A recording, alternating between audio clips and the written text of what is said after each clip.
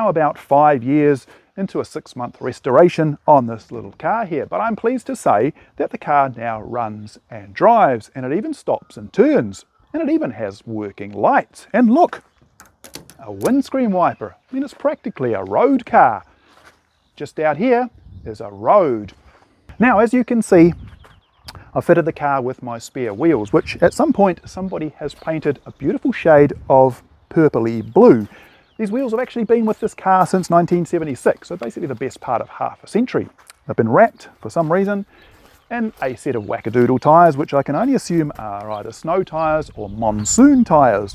No good on a racetrack, but pretty good on a country road, which is basically all we have around here. This thing right here is a GoPro, and inside the car I've put a GoPro mount, which is good for you.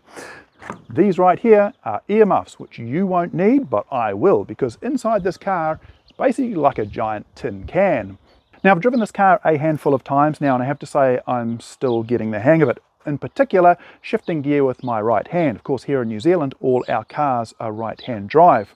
So the gearbox in this car is a dogleg 5-speed with close ratio. So basically, reverse is where you'd expect first to be, and first is where you'd expect second to be, and then after that, second, third, fourth, and fifth is like a regular H pattern. I'm actually pretty comfortable going up through the gears. It's coming back down through the gears that I seem to be struggling with, and in particular fifth down to fourth, and then fourth down to third. I'm still doing a few graunches here and there, which makes my butt pucker because I really don't want to break the gearbox in this car. Nothing wrong with the gearbox is really good. The problem is the operator, and so basically I just need a lot of practice, hence the little excursion today with you riding shotgun. So I should say first up that I'm not going to cane it, so don't get too excited. Basically, when I open up the taps on this little car, it gets quite rowdy, and I really don't want to upset the neighbours. And also the lanes around here are very narrow.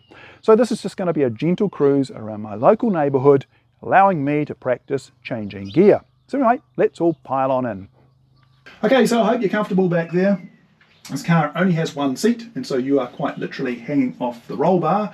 Before we get started, I just thought I would show you around the layout of the car, which is very, very basic. Over to my left here, I've got front and rear brake reservoirs. They each operate on their own separate system. 3 gauges is all I really need. Oil pressure, water temperature, oil temperature. The oil temperature, I don't currently have a sender set up for that, so it's just basically a gauge filling a hole at the moment.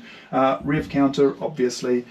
Down on the transmission tunnel here, I've got my switch box, which has wipers, lights, fan for the radiator, fuel pump, start, and a push button and a start button.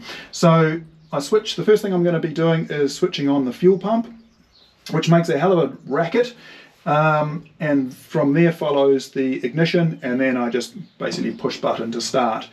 The alternator in this car doesn't charge the battery below 1500 RPM, so once I start it up, I usually keep the revs at about 2000 RPM just while I'm waiting for everything to warm up. So that's about it, really. So anyway, let's hit the road.